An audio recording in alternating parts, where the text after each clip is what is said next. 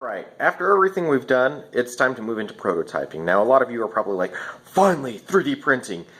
Well, bad news for you, you might not quite be 3D printing yet.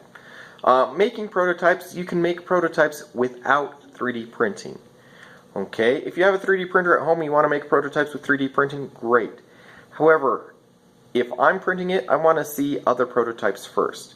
Now, one example, my prototype for my door magnets, okay, could be a regular magnet and everything. Alright, it's something that I can test.